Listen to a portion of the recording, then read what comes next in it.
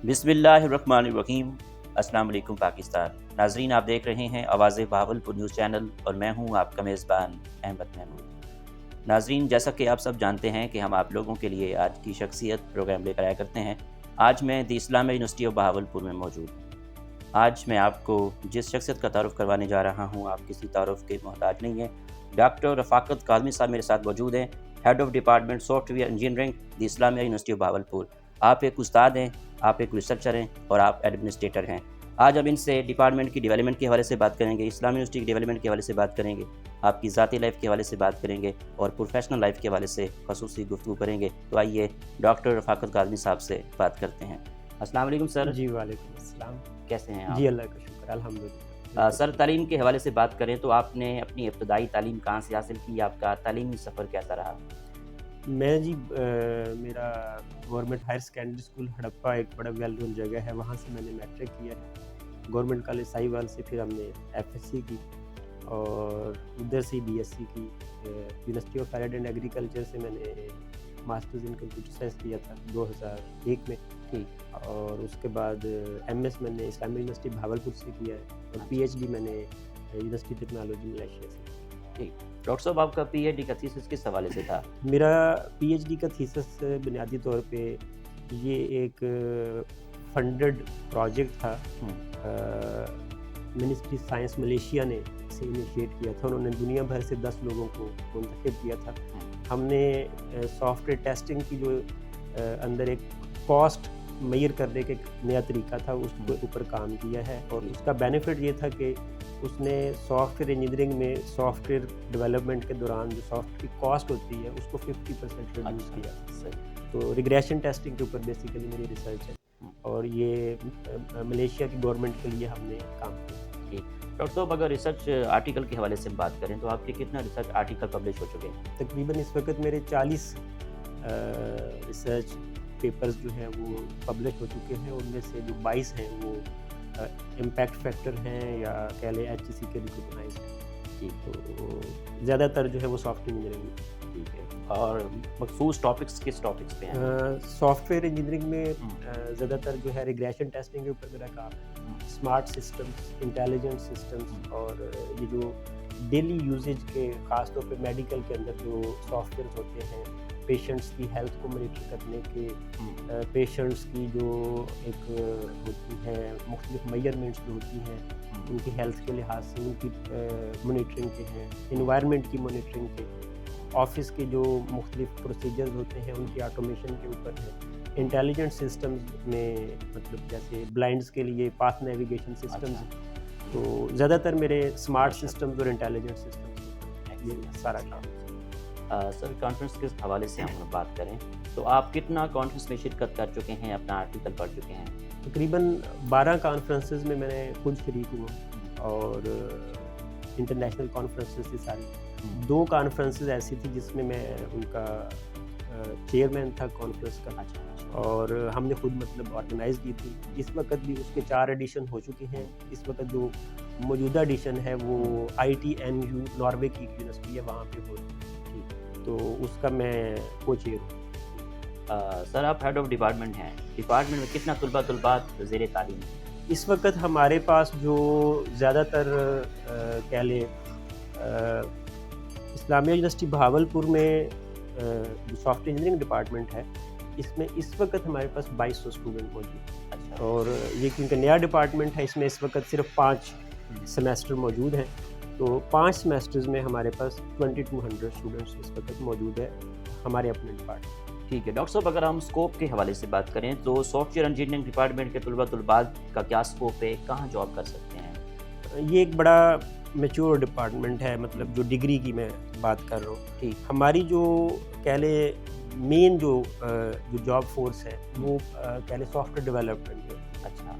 तो मुझे ये बताने में बड़ी खुशी महसूस होती है कि पाकिस्तान ने पिछले 1 साल में सॉफ्टवेयर डेवलपमेंट में तकरीबन 80% इंक्रीज़ हुआ है लोगों की आमदनी में और होम बेस्ड जॉब ज़्यादा हैं। फिर पब्लिक सेक्टर में तमाम गवर्नमेंट की जो मिनिस्ट्रीज़ हैं, गवर्नमेंट के जो इदारे हैं उसमें इसकी बहुत ज़बरदस्त जॉब्स हैं। नादरा है जैसे, ऐसे बहुत सारी मतलब ऑर्गेनाइजेशन है। फिर एजुकेशन कह लें कि मेरे ख्याल में हर लेवल पे स्कूल, कॉलेज, यूनिवर्सिटी पे टीचिंग की बहुत अच्छी अपॉर्चुनिटी है। और जो हमारी डिग्री की सबसे ज़्यादा कह लें जॉब एरिया है वो इंटरनेशनल मार्केट में सबसे ज़्यादा है। मतलब अगर मैं मिसाल दूँ तो इस वक़्त सिर्फ जर्मनी के अंदर 40,000 सॉफ्टवेयर इंजीनियर्स की जॉब्स वेकेंट हैं। तो ये स्किल बेस्ड ज़्यादातर जॉब्स होती हैं, तो जितनी ज़्यादा बच्चे अपनी स्किल डेवलप करेंगे वो उसके लिए उतने ज़्यादा एलिजिबल होंगे। फिर जो स्मॉल एंड मीडियम साइज़ के सॉफ्टवेयर हाउसेज़ हैं, मतलब बहावलपुर में इस वक्त कह लें 600 प्लस सॉफ्टवेयर हाउसेज़ जो हैं वो काम कर रहे हैं। वो ज़्यादातर हमारे स्टूडेंट्स ही खोल रहे हैं और मतलब वो डायरेक्ट कस्टमर को मुख्तलिफ फोरम्स पे कांटेक्ट करके तो वो इंटरनेशनल मार्केट से प्रोजेक्ट्स जो हैं वो लेके आते हैं और काम करते हैं। तो मतलब सोशल सेक्टर में काफ़ी ज़्यादा हमारी सॉफ्टवेयर इंजीनियरिंग के बच्चों की वजह से एक चेंज आया है और मतलब इंटरनेशनल मार्केट से प्रोजेक्ट्स जो हैं वो सॉफ्टवेयर हाउसेज़ में और फिर इंडिविजुअल लेवल पे जो है वो बच्चे इस पे काम कर रहे हैं। ठीक। डॉक्टर साहब, सॉफ्टवेयर इंजीनियरिंग डिपार्टमेंट में कितना फैकल्टी मेंबर है? इस वक्त हमारे पास तकरीबन 8 फैकल्टी मेंबर काम कर रहे हैं। तो जिसका हमारा फ्यूचर प्लान में ये है कि 15 से 16 फैकल्टी मेंबर्स हम नेक्स्ट सेमेस्टर तक हमारे हो जाएंगे। कितना पीएचडी हैं और कितना एमफिल हैं? 2 पीएचडी हैं और बाकी तकरीबन सारे ही एमफिल हैं। बेसिक जो एंट्री लेवल पे डिग्री होती है टीचिंग में फैकल्टी की वो एमएस है हमारे डिपार्टमेंट में। तो 8 में हम 2 लोग पीएचडी हैं और बाकी 6 जो है वो एमएस डिग्री होल्डर। ठीक है डॉक्टर साहब, अब एक सवाल मैं जिस हो गया मुझसे, आपने इस्लामी यूनिवर्सिटी बहावलपुर को कब ज्वाइन किया? मैंने 2001 में अपना मास्टर्स कंप्लीट किया था एरिड एग्रीकल्चर यूनिवर्सिटी रावलपिंडी से।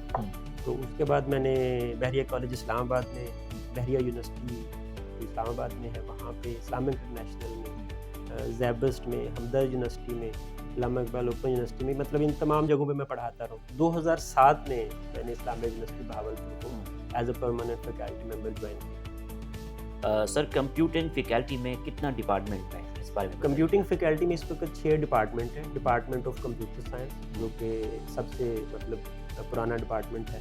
फिर डिपार्टमेंट ऑफ सॉफ्टवेयर इंजीनियरिंग है, डिपार्टमेंट ऑफ आर्टिफिशियल इंटेलिजेंस है, डिपार्टमेंट ऑफ इंफॉर्मेशन सिक्योरिटी है, डिपार्टमेंट ऑफ इंफॉर्मेशन टेक्नोलॉजी है और डिपार्टमेंट ऑफ डेटा साइंस। तो ये हमारे मौजूदा वाइस चांसलर साहब की काविश है कि उन्होंने 6 डिपार्टमेंट यहाँ पे इस्टेब्लिश किए। डिजिटल कॉन्फ्रेंस हुई है, इससे तुलबात को क्या फ़ायदा होगा? जिन्होंने कॉन्फ्रेंस सुनी है, इससे लोगों को, सोसाइटी को, पाकिस्तान को क्या फ़ायदा होगा, इस वाले से बताइएगा। असल में इस वक्त जो डायमेंशन है ना बिज़नेस की, वो सारी कोविड के बाद से तब्दील हो चुकी है। इस कॉन्फ्रेंस की मदद से स्टूडेंट्स को एक रेलेवेंट इदारों ने कांटेक्ट किया जहाँ पे वो जॉब कर सकते हैं, जॉब हंट कर सकते हैं, बिज़नेस हंट कर सकते हैं और जो एक ओवरऑल सोसाइटी के अंदर जो एक अवेयरनेस आती है मुख्तलिफ आईटी के जो टूल्स हैं और जो बिज़नेस क्राइटेरिया है, तो उस हवाले से लोगों को नई इन्फॉर्मेशन मिली। और पाकिस्तान की ओवरऑल जो इकानमी में कह लें कि सॉफ्टवेयर इंडस्ट्री का जो एक रोल है, तो वो अमर्ज हो के लोगों के सामने आया है और नए स्टूडेंट जो जॉब हंट कर रहे थे उनको अप्रोप्रिएट इदारों तक एक डायरेक्ट एक्सेस मिला है। कई बच्चों को इंटर्नशिप मिली है, कई कुछ को जॉब्स पे लोगों ने हायर किया है। तो ये एक बड़ा अच्छा और बड़ा ज़बरदस्त इवेंट था जिसमें बच्चों को अवेयरनेस के साथ साथ उन्हें जॉब अपॉर्चुनिटीज़ भी उनके तक पहुँची। किस टॉपिक पे कॉन्फ्रेंस थी? ये जो हमारा एंटरप्राइज लेवल पे जो बिज़नेस और सॉफ्ट इंडस्ट्री जो काम कर रही है, मुख्तलिफ सॉफ्टवेयर हाउसेज जो काम कर रहे हैं, उन्होंने अपना काम प्रेजेंट किया है। जो बच्चों ने हमें मतलब उनको जिस एरिया में, जिस शोबा में जॉब चाहिए था, वो उन्हें वो पता चला है कि उसकी क्या वर्क है। और ज़्यादातर ये जो फ्रीलांसिंग है, इस पे ज़्यादातर चीज़ें थी। जो कॉर्पोरेट लेवल पे सॉफ्टवेयर डेवलपमेंट हो रही है, उस पर काफ़ी सारी इंफॉर्मेशन थी। इंडस्ट्री को क्या रिक्वायरमेंट है वो उन्होंने प्रेजेंट की है और एकेडेमिया को ये पता चला है कि हमें अपने कैरिकुला को किस हिसाब से, किस तरीके से तब्दील करना चाहिए कि वो जो एक मॉडर्न ज़रूरियात हैं हमारी इंडस्ट्री की, वो हम पूरी कर सकें। ठीक। डॉक्टर साहब, आपकी क्या विजन है? आप अपने डिपार्टमेंट को कहाँ तक लेकर जाना चाहते हैं? इस वक्त हम बीएस प्रोग्राम हमने लॉन्च किया हुआ है। 4 साल डिग्री है ये, बेसिक डिग्री सॉफ्टवेयर इंजीनियरिंग में इसे माना जाता है। एमएस सॉफ्टवेयर इंजीनियरिंग हमारा एचईसी से आखिरी मराहिल में है, अप्रूव हो चुका है, हम वो स्टार्ट करेंगे और फिर पीएचडी सॉफ्टवेयर इंजीनियरिंग के ऊपर हम काम करेंगे, वो हम स्टार्ट करेंगे। सॉफ्टवेयर इंजीनियरिंग के जितने डिपार्टमेंट्स मतलब वर्ल्ड वाइड हैं, तो हम एक in house software development community भी डेवलप करना चाहते हैं और एक ऐसी प्लेटफॉर्म बनाना चाहते हैं कि जो लोग फ्रीलांसिंग करना चाहें या जो मॉडर्न टूल्स पे काम करना चाहें, उन्हें हम यहाँ पे एक अपॉर्चुनिटी जो है वो प्रोवाइड कर सकें। तो ऐसी मतलब लैब हम एक बनाना चाहते हैं जिसमें लोग अपनी अर्निंग भी कर सकें और साथ साथ उनकी लर्निंग भी जो है वो हो। ठीक। इंजीनियर प्रोफेसर डॉक्टर अतर महबूब, वाइस चांसलर इस्लामी यूनिवर्सिटी बहावलपुर की लीडरशिप को आप कैसे देखते हैं? अगर मैं फ्रैंकली बताऊं तो ये एक 180 डिग्री का मतलब एक रेवोल्यूशन है। मतलब मैंने यहाँ पे क्योंकि पिछले 15 साल से मैं इस यूनिवर्सिटी में काम कर रहा हूँ, जितना काम इंजीनियर प्रोफेसर डॉक्टर अतर महबूब साहब ने किया है अपने इस अरसा में, वो एक मतलब बहुत डिफरेंट है। इसकी इस तरह से मैं वजाहत करूँगा कि जब उन्होंने ये university as a vice chancellor join की थी तो हमारे पास 13,000 स्टूडेंट था। तो इस वक्त जो करंट सेमेस्टर जिसका अभी फाइनल एग्ज़ाम चल रहा है, इस वक्त हमारे पास 65,000 student. It is more than 400% increase in the student. और ये जो अब एडमिशन हो रहे हैं हमारे, तो इस वक्त ये 90,000 पे चला जाएगा। उसके बाद उन्होंने 2 कैंपस स्टार्ट किए हैं, लियाकतपुर का और अहमदपुर का, वो ऐड हो जाएंगे। इससे पहले रहीम यार खान में और बहावल नगर में कैंपसेस थे, लेकिन वहाँ पे लिमिटेड डिग्रीज थी। इस वक्त वहाँ पे भी तकरीबन 50+ डिग्रीज में तालीम दी जा रही है, जो पहले 12 से 15 डिग्रीज वो ऑफ़र कर रहे थे। जब उन्होंने शुरू किया था तो हमारे पास तकरीबन 40 डिपार्टमेंट थे। इस वक्त 123 डिपार्टमेंट इस्लामिक यूनिवर्सिटी बहावलपुर में काम कर रहे हैं। 5 फैकल्टीज़ थी पहले, इस वक्त 14 फैकल्टीज़ जो हैं वो मौजूद हैं। और जो उनका एक सबसे बड़ा मैं कंट्रीब्यूशन समझता हूँ, मतलब ये डेवलपमेंट तो अपनी जगह पे और ये बहुत ज़्यादा है, उन्होंने जो फैकल्टी की डेवलपमेंट में अपना रोल प्ले किया है, न्यू फैकल्टी जो हायर की है, मतलब हम 1500 फैकल्टी मेंबर थे आज से कुछ अर्सा पहले तक, तो इस वक्त तकरीबन 2,500 से 3,000 फैकल्टी मेंबर जो हैं वो मौजूद हैं। तो वो जो एक फैकल्टी टू स्टूडेंट रेशो उन्होंने मेंटेन किया है, ये एक मतलब मेरे ख्याल में उनका ये सबसे बड़ा कारनामा है। और दूसरा, उन्होंने जो ऑनलाइन सिस्टम्स डेवलप किए हैं इस्लामिक यूनिवर्सिटी के, कोविड की वजह से सारी यूनिवर्सिटीज़ को करने पड़े थे, लेकिन इस्लामिक यूनिवर्सिटी का अब तकरीबन एडमिशन से लेके डिग्री देने तक के तमाम मराहल ऑटोमेट हो चुके हैं। तो अगर कोविड में भी हम ऑनलाइन क्लासेस भी लेते रहे, लेकिन बाकी तमाम सिस्टम्स को भी उन्होंने जो है वो ऑटोमेट कर दिया। तो ये मतलब पिछले 50 साल में यूनिवर्सिटी की जो हमारी जितनी भी लाइफ है उसमें ये पॉसिबल नहीं हो सका, कोशिश कई दफ़ा की गई, लेकिन ये पिछले 2 से 2.5 साल में उन्होंने ये मुमकिन कर दिया है। ये भी एक बहुत बड़ा मेरे ख्याल में उनका कंट्रीब्यूशन। पाकिस्तान के रिसर्च कल्चर के बारे में क्या जानते हैं और कैसे देखते हैं आप? पाकिस्तान एक बड़ी मतलब ज़रख़ेज़ दिमाग वाले लोगों की सरज़मीन है। मैंने पाकिस्तान से बाहर जितने भी पाकिस्तानी रिसर्चर्स से मिला हूँ, देवर मेरे ख़्याल में बेस्ट। उनसे मतलब ज़्यादा मेहनती मैंने अपने काम के हवाले से लोगों को नहीं देखा जितना पाकिस्तानी लोग मेहनत करते हैं। पाकिस्तान की यूनिवर्सिटीज़ में रिसर्च का कल्चर अभी मतलब मैं कहता हूँ इब्तदाई स्टेजेस पे है। HEC ने बहुत ज़्यादा अब काम किया है इस हवाले से, लेकिन अभी भी जो हमारा कह लें मास्टर्स के बाद का, जिसे हम MS लेवल बोलते हैं और PhD लेवल बोलते हैं, इस पे हमें बहुत ज़्यादा काम करने की ज़रूरत जो है वो मौजूद है। और रिसर्च के कल्चर को अभी इब्तदाई स्टेजेस पे है, इसमें हमें ज़्यादा सीरियस होकर और ज़्यादा तंदही से इसके ऊपर काम करना चाहिए मेरे ख्याल में। ठीक। आने वाले दौर में कॉन्फ्रेंस करवाने का इरादा रखते हैं या नहीं? हमारी एक कॉन्फ्रेंस इस वक्त नॉर्वे में इंशाल्लाह ये अप्रैल और मई के दरमियान प्लान्ड है, और अगर कोविड की पाबंदियां ना हुई तो यहाँ से भी हम अपने लोगों को लेके जाएंगे वहाँ पे ITNU यूनिवर्सिटी में। इसके अलावा हम स्मोक के नाम से एक कॉन्फ्रेंस पिछले साल से करवा रहे हैं, वो हमने IUB में ही पिछली भी करवाई थी और इस साल भी इंशाल्लाह इस्लामिक यूनिवर्सिटी बहावलपुर में करवाएंगे। आपके बेस्ट टीचर कौन है? अब्दुल हमीद साहब हैं मेरे। उन्होंने 6ठी जमात से लेके 8वीं तक पढ़ाया था। मैं समझता हूँ कि अगर वो मौजूद ना होते मेरे एजुकेशन के कैरियर में, तो शायद मैं इतनी ज़्यादा तालीम हासिल ना कर सकता। उनका बहुत ज़्यादा कंट्रीब्यूशन है मेरी तालीम की। आपकी नज़र में कामयाबी क्या है? कामयाबी आप अपनी जो सोसाइटी है, अपना जो मुल्क है, उसमें कितना कंट्रीब्यूट करते हैं, लोगों के लिए कितना आप फ़ायदेमंद होते हैं, उन्हें कितना सही आप पढ़ा सकते हैं या कितनी अच्छी तरबियत आप कर सकते हैं, और एक ऐसा माहौल जिसमें आपकी वजह से जो है वो लोग कामयाब हो रहे हों। बीइंग अ टीचर मेरी सबसे बड़ी कामयाबी ये होगी कि मेरे जो स्टूडेंट्स हैं वो अपने लाइफ के जो गोल्स हैं वो हासिल कर सकें। मैं एज़ अ टीचर इसी चीज़ को कामयाबी समझता हूँ। ठीक, आपकी इस कामयाबी के सफ़र में दोस्तों का, असातिज़ा का, वालिदैन का कितना साथ रहा? मेरे वालिद साहब एक टीचर थे, तो पढ़ना हमारे घर में एक लाज़मी सब्जेक्ट होता था। तो वालिद साहब ने हमेशा बड़ा इनकरेज किया और मतलब एक ऐसे माहौल में हम पढ़ रहे थे या एक ऐसा एनवायरनमेंट था कि जिसमें यहाँ तक पहुँचना वाक़ई एक मौजज़ा मुझे लगता है बाज़ दफ़ा। ज़्यादा तालीम के मौक़े हमारे उस वक़्त इलाके में मौजूद नहीं थे। उसके बाद जो दोस्त अहबाब थे जिनके साथ हमने वो मनाज़िल तय की, मास्टर्स किया, पीएचडी की, तो वो पीएचडी के ज़माने के और मास्टर्स के ज़माने के दोस्तों ने ज़ाहिर है बड़ा गाइड किया, बड़ा हेल्प किया।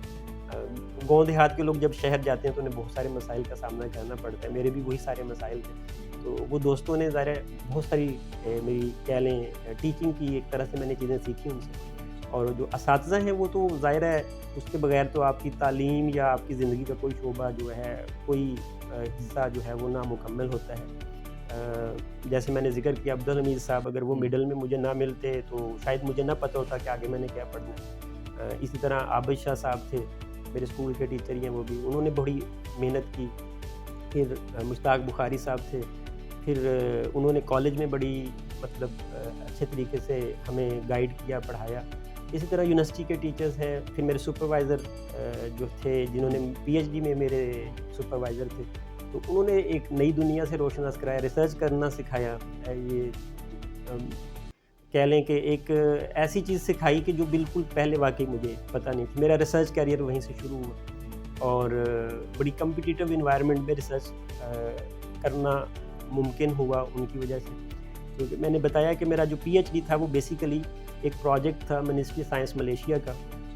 टूरिज़्म की एक एप्लीकेशन थी जिसको हमने टेस्ट करना था और टेस्ट भी करना था और साथ ही साथ उसकी कॉस्ट को 50% हमने रिड्यूस भी करना था।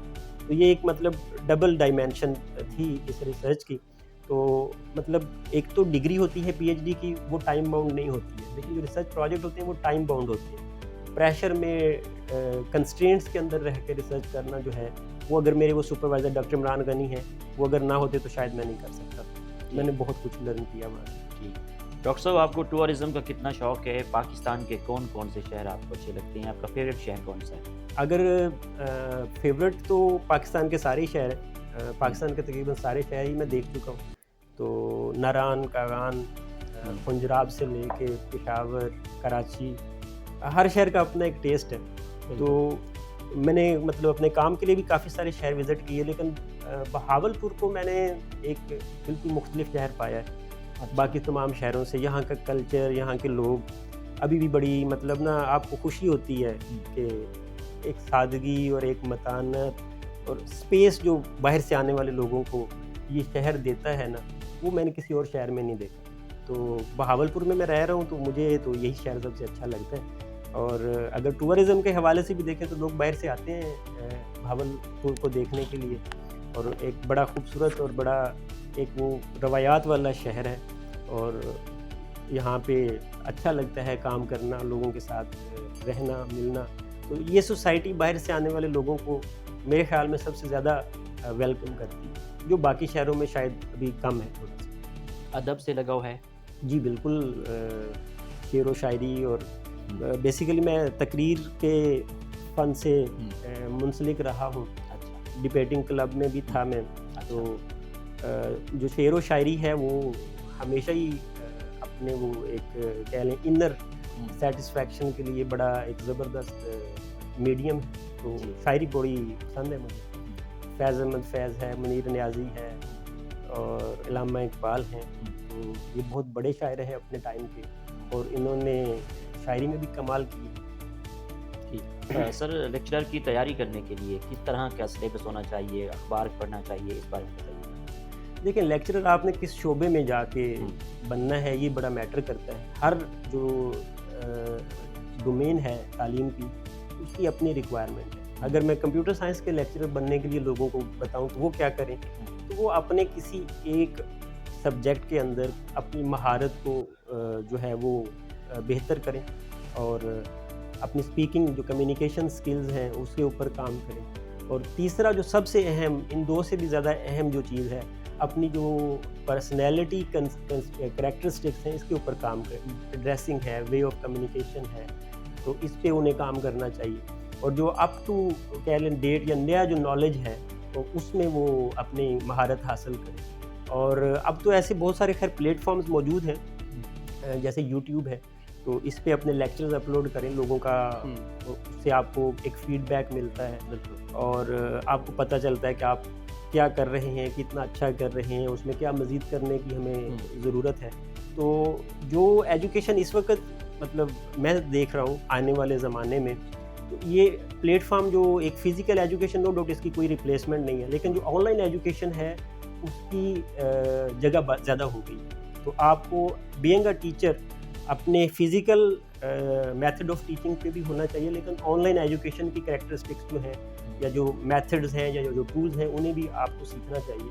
और अपने ऑनलाइन जो कह लें कोर्सेज़ को आप लॉन्च करें और लोगों को वहाँ तक आपकी आवाज़ पहुँचनी चाहिए। ऑल ओवर द ग्लोब आपके स्टूडेंट हो सकते हैं। तो एक अच्छा टीचर बनने के लिए आपको आईटी के वो टूल्स भी आने चाहिए, आपके सब्जेक्ट पे भी ग्रिप होनी चाहिए, और जो आपके कल्चरल कंस्ट्रेंट्स हैं आपको उनका भी पता होना चाहिए। मसलन अगर एक मैं क्लास इस्लामाबाद के स्टूडेंट्स में पढ़ा रहा हूँ तो शायद उनका लेवल ऑफ अंडरस्टैंडिंग काफ़ी बेहतर हो, लेकिन अगर बहावल नगर या बहावलपुर में मेरे सामने एक क्लास बैठी हुई है तो मुझे उनका लेवल ऑफ अंडरस्टैंडिंग भी पता होना चाहिए और मुझे उस हिसाब से अपने लेक्चर्स प्लान करने चाहिए ताकि मेरी बात उन तक पहुँचे, वो समझ सकें और उससे से ज़्यादा इस्तेफादा कर सकें। पाकिस्तान के मौजूदा तलीमी निज़ाम के बारे में आपका क्या तबसरा है? हम अभी एक एवोल्यूशनरी फेज़ से गुज़र रहे हैं। पाकिस्तान में स्कूल एजुकेशन में एक बिल्कुल डिफरेंट निज़ाम है। कॉलेज वो एक बहुत बड़ी तब्दीली होती है। जब बच्चा मैट्रिक से कॉलेज में पहुंचता है तो काफ़ी अर्सा तो शायद उसे समझ ही नहीं आती कि वो अब क्या करेगा, और उसके बाद जब वो यूनिवर्सिटी में आता है तो ये एक तीसरा बहुत बड़ा चेंज आता है उसकी लाइफ में।